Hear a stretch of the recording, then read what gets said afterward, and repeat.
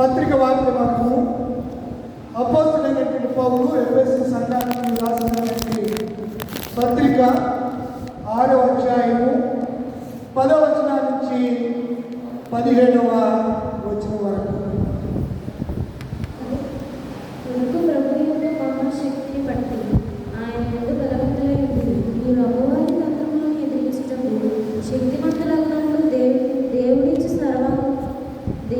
సర్వాంగ కవచమును ధరించుకొనిది. ఏలయనగా మనం పోరాడినది శరీరులతో కాదు గాని ప్రధానులతోనూ అధికారులతోనూ ప్రస్తుత అంధకార సంబంధాలకు లోకనాథులతోనూ ఆకాశ మండలమందున దురాత్మల సమూహములతోనూ పోరాడుచున్నాము.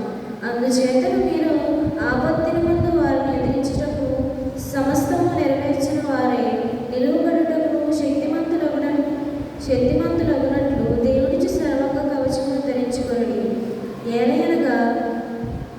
ఎలాగనగా మీ నడుమునకు సత్యమును తట్టి కట్టుకొని నీతియను మైమరపు తొడుక్కొని పాదములకు సమాధాన సువార్త వలనను సిద్ధ మనసును జోడు తొడుక్కొని నిలువబడుడి.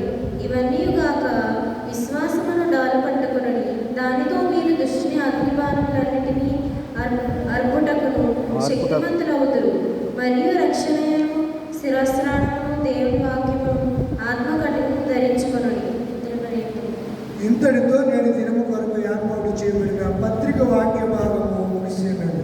హల్లెలూయా హల్లెలూయా హల్లెలూయా.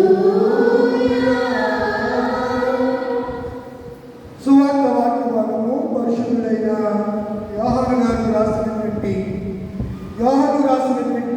సువార్త భాగము 4వ అధ్యాయము 46వ వచనం నుంచి 54వ వచనం వరకు భాగాన్ని మనకు వచ్చి చదివించండి. దయచేసి సంఘమంతయు లేచి నిలబడదాము.